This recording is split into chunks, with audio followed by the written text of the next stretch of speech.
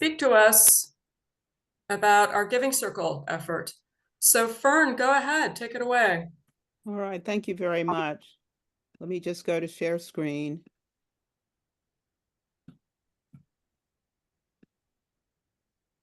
I'll have to move this up here.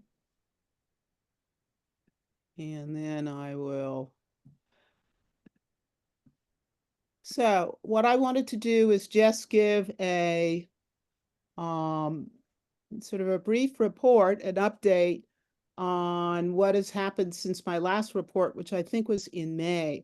And I have really very, very, very good news if you haven't heard already. And that is that we have met our goal. Yes. And so we should just congratulate ourselves. We set our goal. We set a goal, if you remember, in May to reach $30,000 raised for the state's project. And I'll just go through just kind of a brief recap of the process that led us to this tremendous achievement. I think the last time we raised money, it was like $2,000 to $3,000, something like that Indivisible Montgomery did. So this was just great. First of all, this was not, this was a partnership. So Indivisible Montgomery partnered with like-minded organizations like Gaithersburg Huddle, Do the Most Good, Indivisible, Howard County, and Jaywalkers. And I want to thank those organizations and the donors in those organizations that were part of our coalition that made this success possible. And this is just kind of a recap. If you remember, we started in January, and the kickoff was in January, and we had Melissa Walker, who was, can you hear me? Okay. Yeah, we had Melissa Walker, the founder of the States Project, who came and spoke to us. And at that time, mid-January, we had set ourselves a goal of $10,000. We had 16 donors, and at that point we raised $3,200. In January, in the succeeding months, we, like other giving circles, chose a state. This is from a group of states selected and races selected by the States Project. And we had a donors meeting, and as a result of that meeting and as a result of the study of the materials and briefings given us by the States Project, we selected Pennsylvania. And in May, we set a goal, our present goal of $30,000. And in May, at that time, we had raised a little over $19,000, and we had 71 donors. And then sometime near the end of August, thanks to some matching funds that the States Project gave to us, and as well as our own efforts, we got past the finish line, I think around the end of August. And as of now, we have $31,045 with 90 donors and counting. And we also have recurring donors as well. And so I do expect by the time November comes around, we will have even more money than, we will have raised more money than what we have raised so far. Now, what is this money? Where did it go? And where is it going? Well, it's going to Pennsylvania.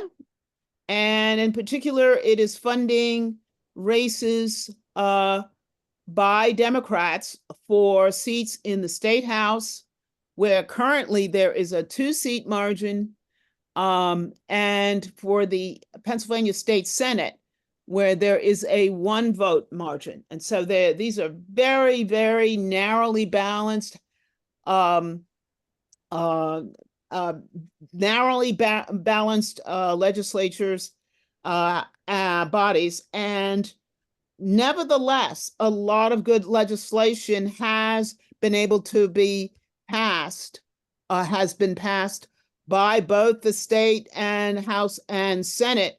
In the Senate with the House of, with the help of the Lieutenant Governor. What you see on the left corner of the slide are the candidates for the House, and then on the lower right, you'll see candidates for the state Senate. Now, those are the candidates, but what specifically is the money you used for? Well, early on, first of all, to candidates to decide to run, they need to find an office, they need to purchase copiers, they need to pay the rent, they need to hire and retain experienced staff. That's extremely important. What usually would happen is in these state races, there's virtually no money, and therefore the experienced staff, who of course would be in demand, would go do something that would be more lucrative than simply paying for a nearly broke state campaign. So the money was used to hire and retain these important individuals, and also to scout out districts for canvassing, which is an important part of the activity of a someone who is supported by the state's project. Later on in the campaign, some unique activities are sponsored, something called a door knocking challenge, where essentially a contest is held among the candidates, and cash is given out for those candidates who are able to knock on the largest numbers of doors. And the competition is taken very seriously by the candidates, and it results in an activity which is one of the single most effective ways of reaching out to voters. The other important activity is the follow-up, not just knocking on the door and talking with the voter once, but perhaps following up them with subsequent face-to-face touches. And clinch cards is essentially the result of notes that a candidate may have taken in their first encounter with a voter, and then a postcard is sent out to that voter again, essentially mentioning perhaps something about the first conversation and reaching out to talk to them face to face again. Another important function was being mentors for the local, for interacting with the local press. And in Pennsylvania, some very notable activity occurred back in the spring when Republicans in the House booed some policemen who came, policemen who had essentially been the victims of the January 6th mob, came to essentially speak about their experiences in the Pennsylvania legislature. The other thing they do, that I'll just mention, there are other things that the state's project does to aid candidates, but I'll just mention that they do aid in getting TV opportunities for their candidates. So what I'd like to do is to next to the last, to thank the Giving Circle leadership team. They were great to work with, wonderful. They gave really great advice. This is our first effort, and I didn't accomplish all of the ancillary activities that I hope to be able to do with the donors, but I am still nevertheless grateful to have worked with this leadership team, and grateful for their support. And they were Dee Clark, Nina Liakos, Martin Trocchi, and Susan Zengerle. So now we're going on to November, folks. We want to continue to give. The campaign continues. And so I urge you, if you haven't already, to donate to the Indivisible Montgomery Giving Circle. The QR code you see here, and then the website appears below it. And once again, I want to thank the members of Indivisible Montgomery, Gaithersburg Huddle, Do the Most Good, Indivisible Howard County, and Jaywalkers for your generosity and devotion to what I think is a great cause. So I'll stop, and ask, if there are any questions or. Any questions from anyone?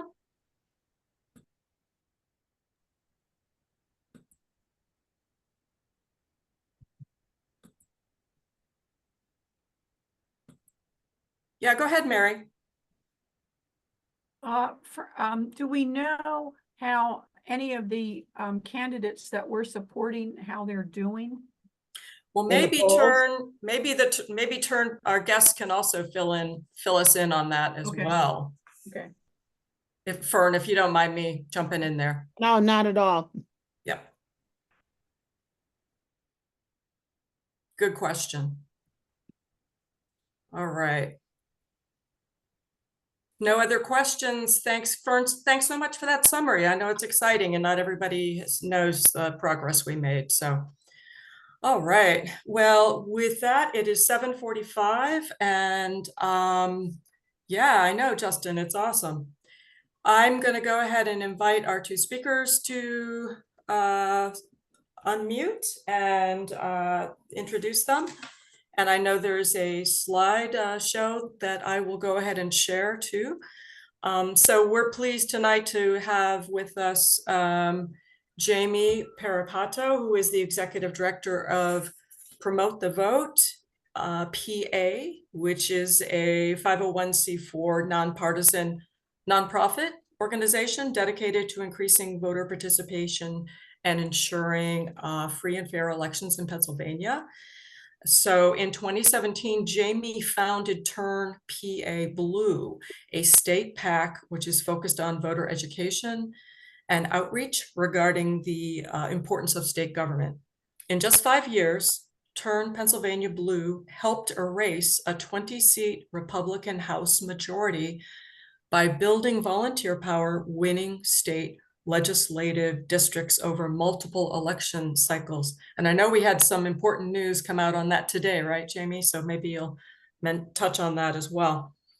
Prior to politics, Jamie worked as an attorney in the practice areas of commercial litigation and criminal law, and is now focused on legal issues surrounding elections and election access. Thank you. We need that, obviously. Jamie is a sought-after speaker, trainer, and activist who has spoken at the Women's March of Philadelphia, Netroots Nation, and activist groups across the country about the importance of Pennsylvania, and is a regular media contributor concerning the PA political landscape. And Jamie received her BA from the College of New Jersey and her JD from Villanova.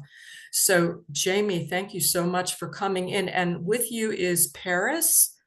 I'm gonna kill this name, Shusterfallou. Is that right at all? That's close. Yeah, it's Shusterfallou. So it's that was really close. Okay, Yeah, well, just thank how you. it's spelled. Not too bad. Okay, so Schuster is the managing director of Turn PA Blue, and Schuster, maybe Paris, excuse me, Paris, maybe when it's your time to speak, if you could provide any other bio, we'd love to learn more about you and how you got to this work.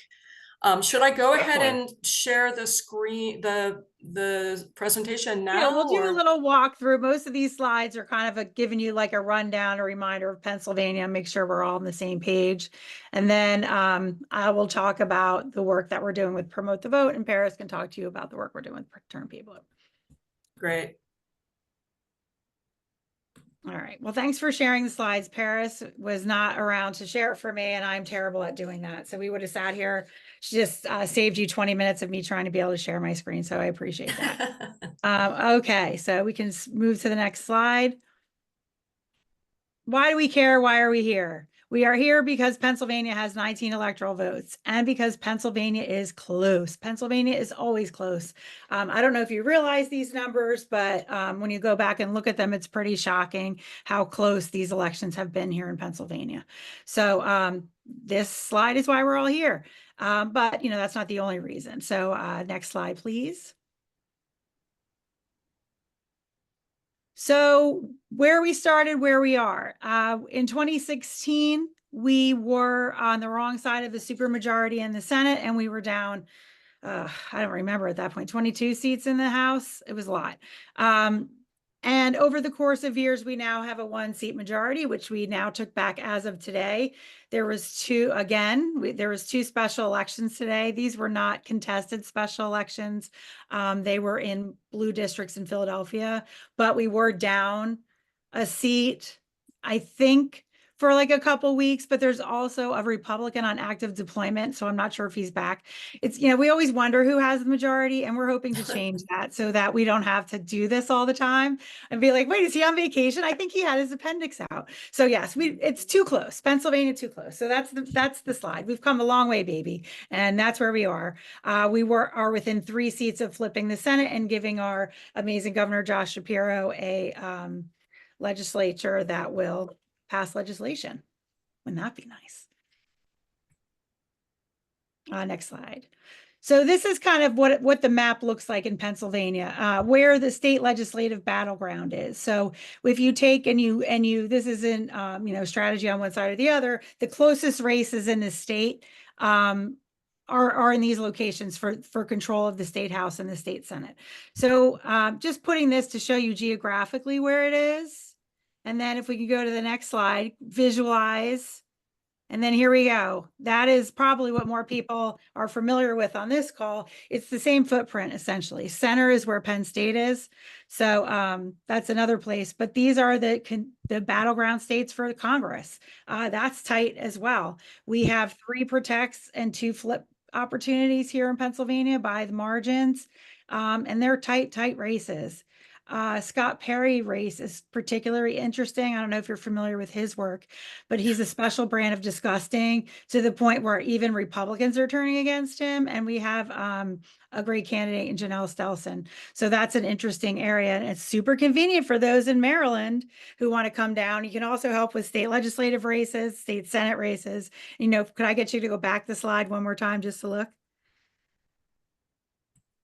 Yeah, and I can point out See? where later. So it's pretty much, all the you know, races you're giving are on this map. Yep, you get it. So it's a lot. You're getting a lot of bang for your buck when you come up here. All right, so next slide. But here we go. That's our congressional. And we also have a Senate seat that we're protecting in Senator Bob Casey, which was not a race that was particularly concerning for a long time. And now it's starting to get super concerning because it's way too close with a lunatic that's from Connecticut. He's like Dr. Oz, but like without, I don't want to say charisma because I can't really say that's what he had. Without the ooze fact, I don't know what to say, but he doesn't have the showmanship. Maybe that's how I'll say it. But what we all need to worry about, everybody here, is Philly turnout. And that's one of the things where Promote the Vote comes in to work with voters that don't traditionally vote in elections. If you want to look at the numbers and you see how low Philadelphia turnout is compared to statewide, it's very concerning. And if we go to the next slide, you will see statewide how what a drain that is on Pennsylvania as a ticket. So Pennsylvania remains, Philadelphia, I'm sorry, remains a big problem electorally for us, one that we have to focus on. An interesting factor that in the 23 results that I forgot to mention is in 2023, there was almost a 10% undervote.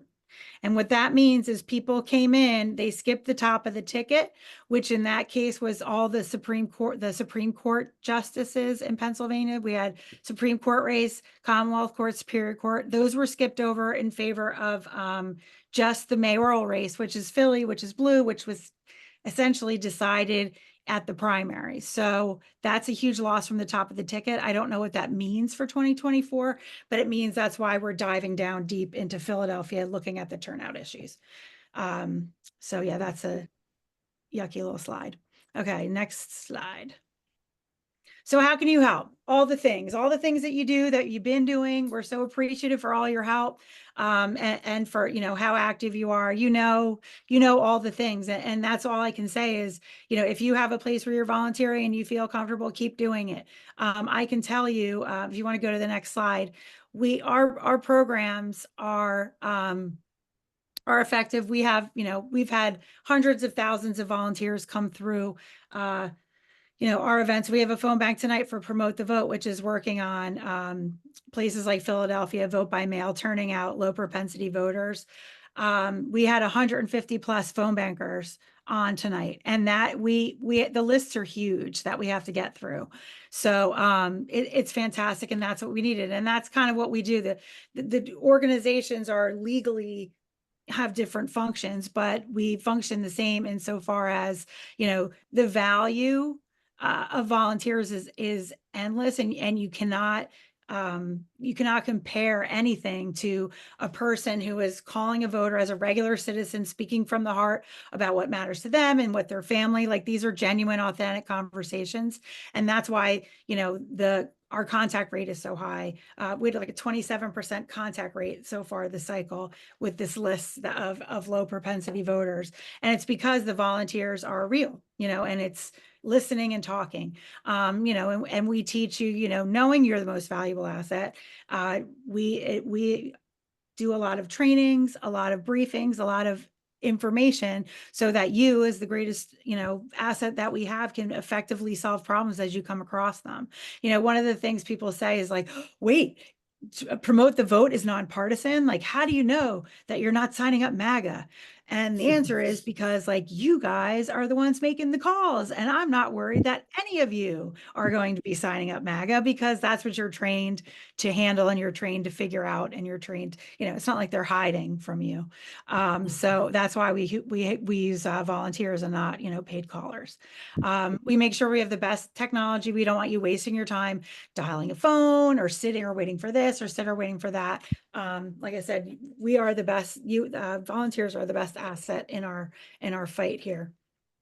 And, we're always doing research. We're always checking new data. And most importantly, we work every election, every year, every special election, which we have, seems all the time, right, Paris, here in Pennsylvania? I feel like there's one all the time. Like I said, we just had one like a few days ago again. But that should be hopefully it for a while anyway. Next slide. That's a long-winded way of saying that we really appreciate you. So basically, over time, in around 2022, we decided to form a second organization called Promote the Vote PA, which is a nonprofit organization that works in general purpose work. The difference is the kind of money that you can take, the kind of coordination that you can do. We can say, thank you, Citizens United. This is kind of the landscape in which we're living now. But, we're trying to use these efforts, to do nonprofit work, which is voter education, voter outreach, in areas with traditionally low turnout like Philadelphia and Allegheny County. The difference is that Promote the Vote is not affiliated with candidates, where Promote the Vote is. Turn Pay Blue is. And we each work directly with leading partners in our field. And our focus is on, training and deploying volunteers to get the message across. So next slide. So the two main programs we're running out of Promote the Vote right now, and we are phone banking right now 2 days a week. It will probably get bigger as we get closer to the election, but as of now, it's Wednesday and Thursday, and these are vote by mail, and they are turnout calls. So this is turning out voters who do not traditionally vote. These are voters from low propensity voters who are from BIPOC communities, from repressed voting communities, women voters, and whoever we're targeting in that week. It's different, but it's solely for turnout. So you're looking at people who probably would agree with you ideologically, but their problem is with voting.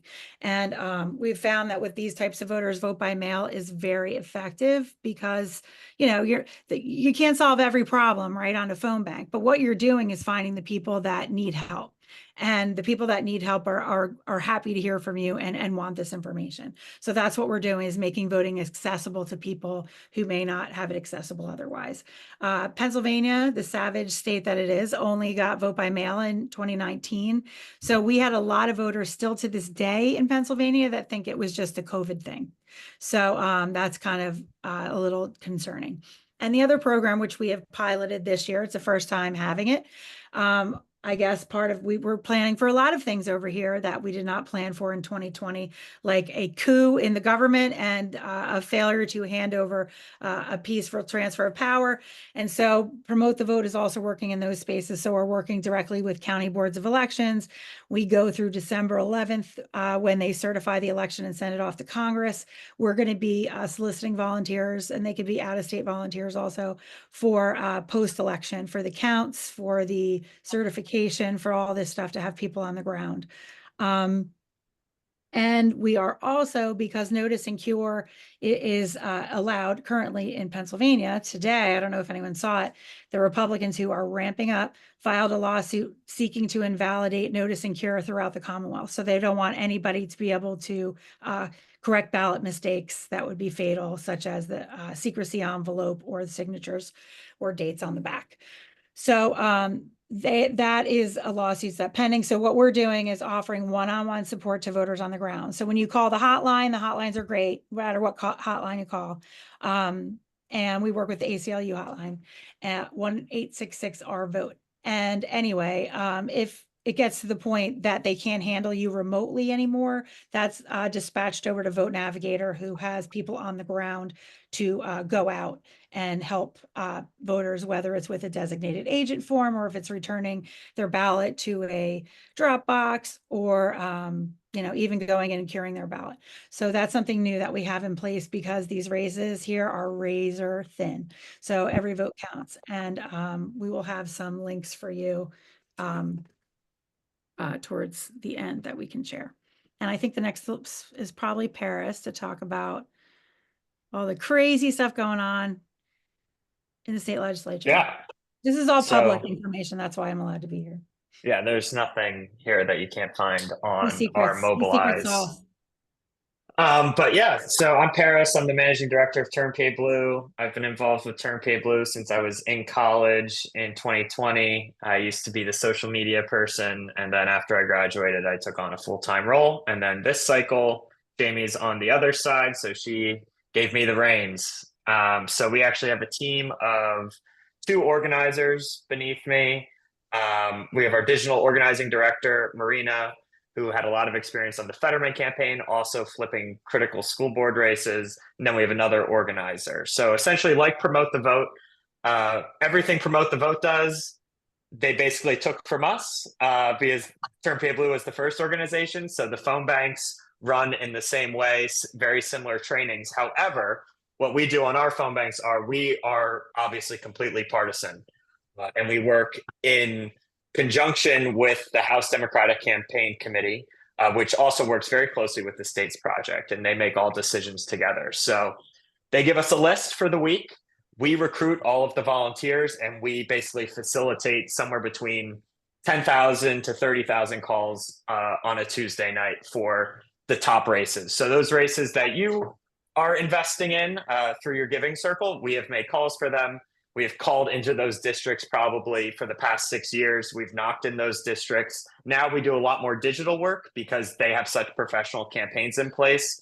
But before all of this fancy stuff with the state's project and the HDCC, it was Turn Pay Blue organizers on the ground. So we've kind of adjusted to facilitate, to help out in the best way we can now without kind of duplicating efforts. We also work with the SDCC, which is the Senate version of that.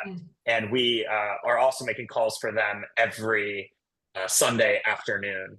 So if you're interested in either of those, you can phone bank on a Tuesday evening or a Sunday afternoon. And we also have a Friday afternoon where we kind of do a fun mix of candidates. Sometimes we do candidates that aren't even on the board, that are maybe in more red areas. But that's still up, and we are always working in a way to make sure we are getting the next vote for Democrats. So that helps at the district level, and then all the way up the ballot. A lot of people ask us, oh, can we come knock doors for Kamala Harris and Tim Walz? Can we come knock doors for Bob Casey? Of course, but if you want to do that, the best way to do it is to knock in one of these competitive state house districts with one of these great candidates. This is just a few of them. I could connect you with any of the candidates that you've given to on the States Project. They're all looking for door knockers. But this is a fun mixture of candidates because, you see Elizabeth Morrow there, who's probably in the tier 1 of 1 race in Pennsylvania, which is a very tough district. I would say the 160th. We've worked there for 6 years now. She's a great candidate and it's going to be really competitive. But we've been in that district. We know how tough it is. And then you go look at someone like Christian Luna, running in House District 13 is essentially a district we haven't been able to look at, right? Because it hasn't hit, as we've been flipping, it wasn't one of those districts that gave us the best chance of taking the state house. Now, for the first time in a while, before redistricting, horrendous. We couldn't even touch it. It was much worse. Now it's a 50-50 district all the way down to the state house seat where it's a little more skewed because they have a long-term incumbent, but we have a great candidate there. And that's where Turnpay Blue is really working on the fringes to make a difference, right? The States Project is investing at those tier 1 levels to fight at essentially the border of the majority. We are helping them with our calls, but then we're also providing special support for those candidates that could really take us to the next level of expanding our majority. Someone like Christian Luna, someone like Brad Chambers. Hadley Haas is also a great candidate out in the Pittsburgh area. And then Brian Monroe is an incumbent protect. I think we won that race by around 100 votes last time around. I've heard good news from that district. Things are looking good. But I'm from Chester County. So Bucks County, I think, is where a lot of the competitive races are. Anna Payne, Brian Monroe, Eleanor Breslin to a lesser extent, but still competitive. And then Anand Patel, also still competitive, but not quite as competitive as Anna Payne. Bucks County is very weird, right? Because you have the presidential, which looks at Bucks County as this very important bellwether. Then you have a competitive congressional race, which also takes a lot of energy, right? And then you have these very expensive $1 million state house campaigns underneath it. So these people in Bucks County for the past 6 to 4 years have just been hit, right, at every level of campaigning. So I see Bucks County as like the battleground, right? It's not going to move too much one way or the other in this election. A lot of these things, especially the state house race, once you get all the way down the ballot, it's the lowest thing there. People are making their minds up in ways that I think are really hard to understand unless you've lived there, where you go to somewhere like Brad Chambers' race in Lancaster or Christian Luna's race in Chester County. 2 very different counties, but counties where we're seeing an emerging Democratic presence. Very different counties. I could spend a whole evening talking about why they're different and why they both have their benefits. But they're not weighed down by heavy top of the ticket congressional races, right? They have their respective Congress people. Christian Luna has a Democrat above him, Chrissy Houlihan, who's well entrenched. Brad Chambers, unfortunately, I don't know how his district exactly lies, but it's a mixture of a competitive congressional race and a I think it's non-competitive Lloyd Smucker. Yeah, I think it's on the edge of the really sound competitive. terrible. He's as terrible as it sounds. Bruce. But because of that, these candidates have a better chance to kind of get their message out and lead from the front.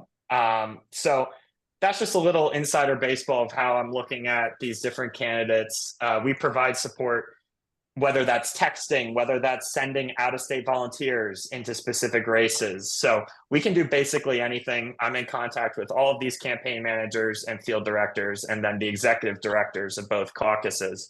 So when you come to work through us, you are getting essentially the best info, right? I can't give you all the polling numbers because then no one would tell me the polling numbers. But I will direct you to, the best volunteer opportunity, and you can always trust our phone banks are going to be the calls that make the difference. So So we try to make I sure don't know you're if covered with everything that we offer because, whether it's like, working someplace like Philly, working on the margins, like these are thoughtful, well-researched programs that were designed to be volunteer friendly so that volunteers could succeed and in turn, make the calls that make the most difference. I think we can move to the next slide. If there is a next slide. I think that's oh, it. that's Yep, it. there we go. If you have Those any are- questions, though, Yes, a if you lot have of any questions, info. I don't know if these even work. I'd be shocked, but They do you- worked. I I tested test them. Marina.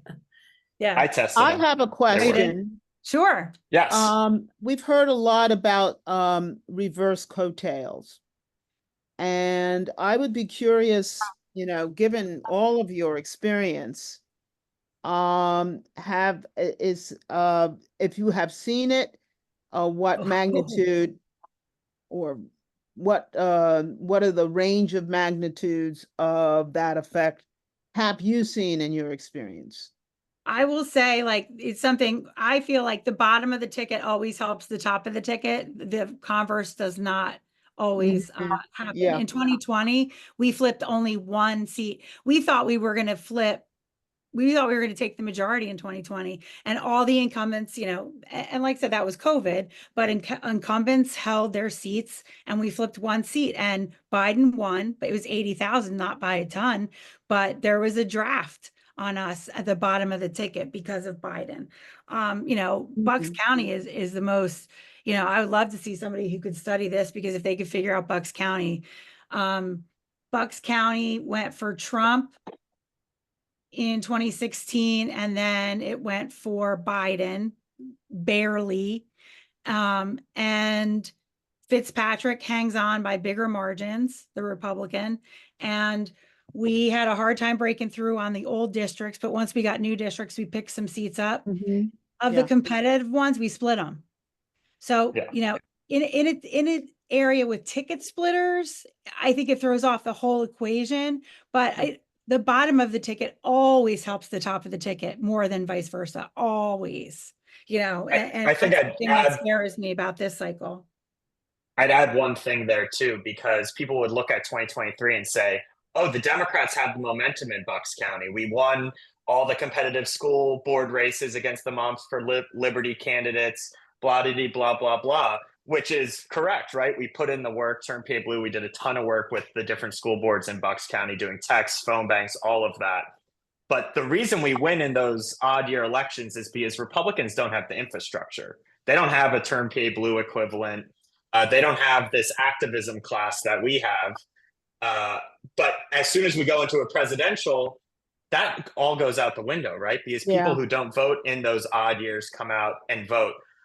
And then they're not as tuned in, right? They're tuning in now. Maybe they're tuning in 4 weeks, but they don't necessarily know about Anna Payne. Like they're going to be informed about Anna Payne, but they're already being asked to vote for a Democrat at the top.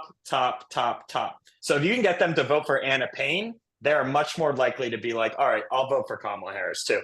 But if they're voting for Kamala Harris first, right? They're thinking about Kamala Harris number one, and they get all the way down to Anna Payne. They might even have to flip the ballot. I don't think we have any of those this year. Yes, we do. Yeah, we do. I think the row officers are they above? They should be above. But just think about it. You go all the way down and they're like, I'm not a Democrat. I'm going to just vote for this Republican because I'm not going to be put into a box of being a Democrat. That's why it's so important to start from the bottom. And that's how we flipped so many seats in 2018 and 2022 when we can put that focus on the state ledge candidate. In these presidential years, it's a lot harder to put the focus on the state ledge candidate. Yeah. So that's why it's so important to make the calls focused on them. Yeah, in these areas, like I said, the premise on which Turn Pay Blue was founded is to work the margins, like not counting Philly because it has abnormally low turnout. But I mean, I feel like it's easier to find 1,000 votes, in the margins and like Brad Chambers margins than it is in, a race in Montgomery County where we already have we have a Montgomery County too, where I live.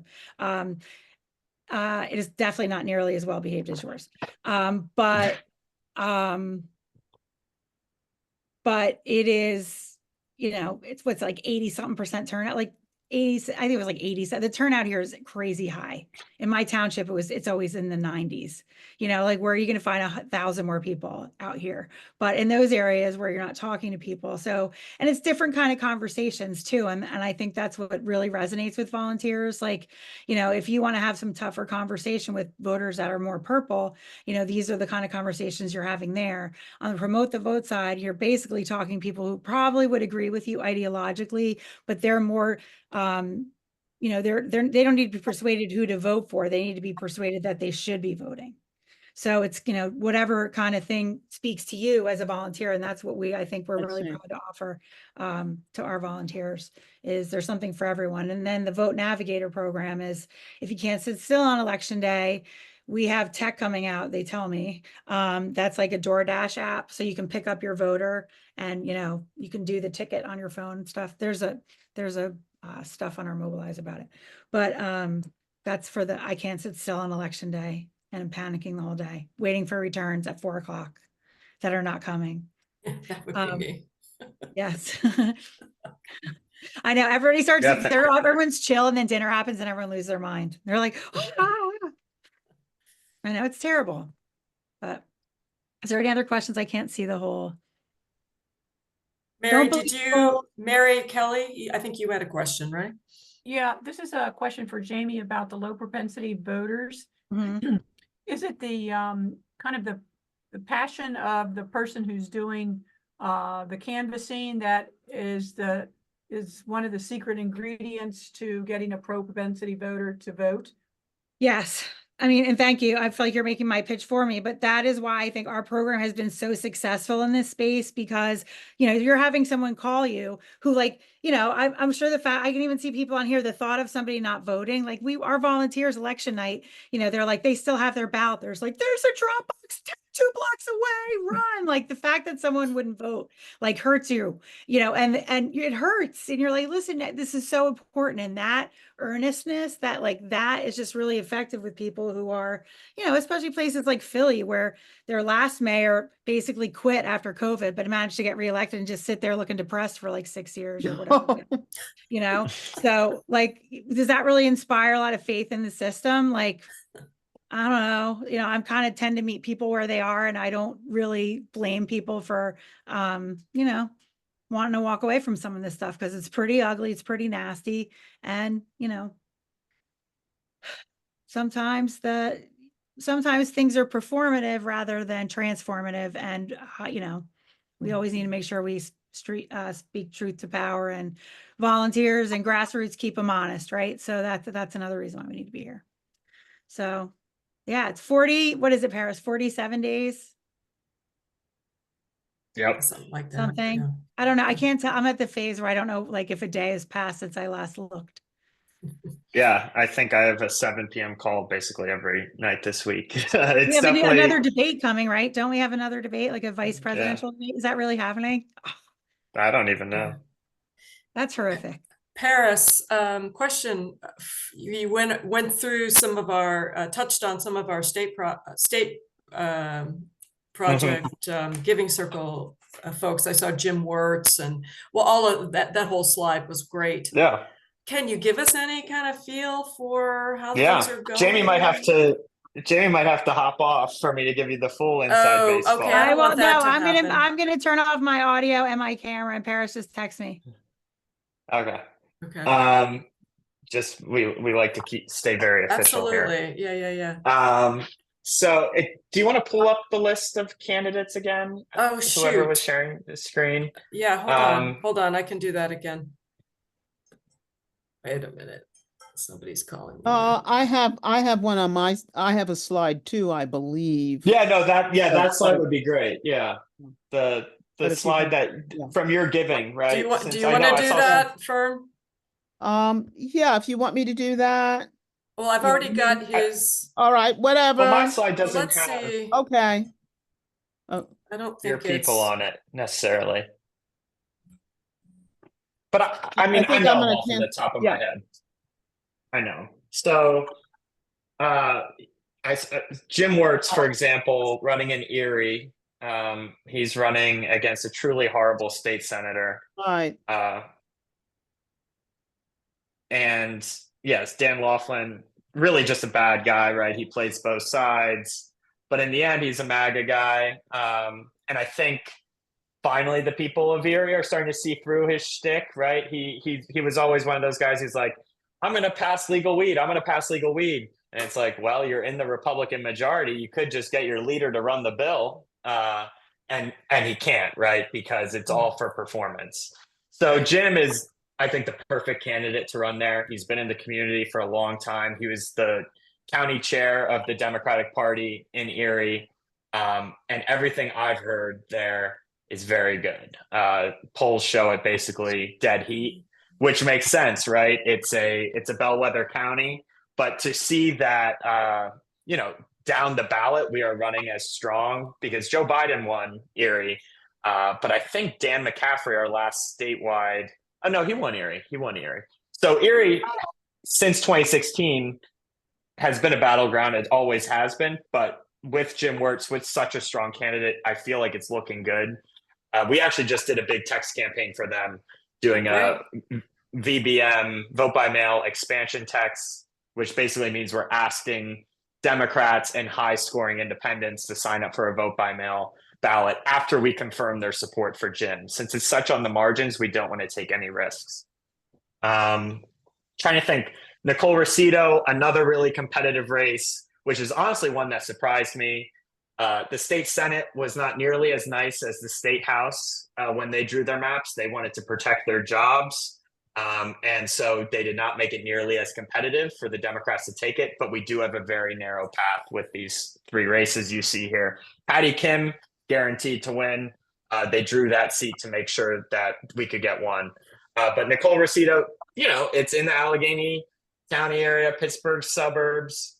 I'm less familiar just because I'm from the Philly burbs, but I know the polls are looking very strong there, and it's basically neck and neck, and they have a great operation, a very professional operation on the ground. Same with Jim. So that's my update on the Senate where our side. money has gone to. So that sounds great. Totally. And I've met with, both of the campaign managers. I'm working a little more closely with Jim Wirtz's campaign, just how it shook out with the texting and all of that. But we're making calls into Rosito's and Wirtz district on Sunday, every Sunday up until Election Day. So if you're interested in joining that, you'll get a firsthand experience with the voters on the ground in those critical districts. Great. State House is also interesting. I don't know if you have any specific candidates you're interested in, but the sense I've been getting from everyone I talk to is the map is actually getting bigger. There are races that started off as tier 3 or maybe not even tiered at the beginning of this election cycle that are now going to be getting serious attention, that have reached probably tier 1 status. So the map is getting bigger, which in a way for people who are making these decisions, it makes it harder, right? Because you've invested early in. That's a good question. Yeah. Sorry, I stuck in my lingo. So tier 1 is essentially races that will be fully funded by the caucus and all of the stakeholders like the States Project. So tier 1 is like the cream of the crop. Like, these are our races. This is how we're going to expand the majority. There's the protects like Brian Monroe. That's part of tier 1, but it's kind of a different category because it's a protect. Tier 2 is, let's see what they can do. They might not get on TV, but we might give them some money at the end, right? To boost them. If the polling is looking good for tier 1s, then we'll move into tier 2. Tier 3 is, you almost made the cut. We're giving you a nod that this is somewhat competitive. If you can make it more competitive, who knows? You can move up the tiers. So I've seen a tier 1 race, tier 3 race like Stephanie Rafe's, which you guys probably haven't even heard of because she's just coming up now. In the Lehigh Valley, that is now essentially as competitive as it gets. And that's a race that I was in early in the spring talking to that campaign manager. And I just kept telling everyone, keep your eye on this race because it's going to get close. Because it's an open seat and we just have a great candidate there. So that's another race where it kind of the tier system helps you put it all into perspective. And they're not taking anyone out of tier one. It's just getting bigger. The polls are looking solid. So essentially it creates an interesting a quandary, right? It basically increases the amount of money you need to raise in order to fund all the races you want to give to. Someone like Christian, right, started off at a tier 3 level. He's at a tier 2 level, and now is he going to make that next step? I think that race should be a tier 1 race, right? And he's going to make that next step, I believe, in the next few weeks. But it's a board, right? There's a lot of moving pieces. There's West, there's East, there's Bucks, there's Chester. And so the races are all moving in different directions, but the general sense is our chances are good to keep this state house. Not likely, but it's looking good. Like I'd say it's, a good 60% chance, 50% chance. That's Pennsylvania for you. Right. Okay. Any other questions? That's really interesting. Just maybe some clarification of the two organizations would be nice. So Turn PA Blue is political. I work directly with all the state house, state senate candidates and caucuses to essentially turn out voters in those races. We talk primarily to Democrats because we are trying to make sure people vote by mail, people get out to vote. We also do tandem fundraising for all of these candidates. We've raised probably $1,000 for each of those candidates that you've seen on the screen, plus more candidates that even go further down the tier list. And then we also sit on campaign calls. We help connect them with donors. We connect canvassers. And then, our bread and butter are the 3 phone banks a week. And then also our texting services. Promote the vote. I can't speak to it as much, is doing the more nonpartisan work, but that nonpartisan work facilitates everything else, right? Because they're informing those low propensity voters on how to vote based on a partisanship score. They can't do it by party ID like we do it, where I see a D next to your name, and then I'm like, okay, I'll probably give you a call. They can't look at that. They're looking at a different range of factors that basically says, this is someone who probably shares our ideological bent, so let's see if we can get them out to vote. Great. Well, I have, this is a close, we're almost at time now. So this was really interesting, really gave us a good insight into Pennsylvania. And sort of allayed some of my anxieties in a way, so thank you. And thanks for the opportunities. We will definitely pass those along to the rest of our membership, to see how we can help out. Yeah, and if you have any further questions, just hit my email here. I'm on my email all day, all night. So if you have any questions about any specific races that I didn't hit on, just reach out. And if you guys want to join for a phone bank and you want to give me a heads up that you're signing up, we can do a little shout out and all of that. So we would love for you to join us for one of our phone banks so you can call for the candidates you fundraised so hard for. Oh, thank you so much. Wonderful. Okay, and Jamie, thank you too. Really appreciate it. All right, well, folks, I can say we can close the meeting. Thanks for everybody showing up. And Jamie, I think you're still on. Thank you so much for your time tonight. Yes, it was really, really interesting and helpful. And with that, thanks everybody for coming on. Before we say goodnight, is there any last thoughts or any questions, not necessarily about Pennsylvania, but anything else on your mind? No? Keep in mind, we've got a postcard writing event coming up on September 29th. Just need to go to our website. You can see all the links there. And I hope you will take a look at our Take Action document in 2024. I know some of you already are doing that. That's where we're listing all of, the various volunteer. Thanks, Jamie. Perfect. That's where we're listing all of our various activities and opportunities to get involved. the best way to take care of anxiety as we count down the days is to take action, right? So thanks for everything that you guys are doing. And with that, I will. One more thing quickly, Dee. Yeah, Anybody Steve, who, go ahead. no, real quick, anybody who wants an Angela Also Brooks yard sign, I've got several extra, so just drop me an email, And- stevepressman1@gmail. And Steve's in Rockville, guys. Yeah, I'm in Rockville. So, And if you Great. want to canvas, I canvas with them 2 or 3 times a week, Thursday through Sunday. Just let me know and we can go together. oh, that's nice. Thanks, Steve. Yep. Anything else, guys? No? All right, well, great meeting tonight. Thanks, and thanks again to Turn PA Blue and Jamie and Paris. Really appreciate your time. Thanks for all you guys are doing. Oh yeah, well, we really you know, let's go get them. And you have an important race to win too. Yeah, we're Yes. on it. We're on it. Is that fraud, Larry Hogan? Yeah, no, he's not coming back. All right, good night, everybody. Have a good Bye. night. Look, they're all laughing sinister. All right, Thank thank you. you. Bye. Okay, All right. bye-bye.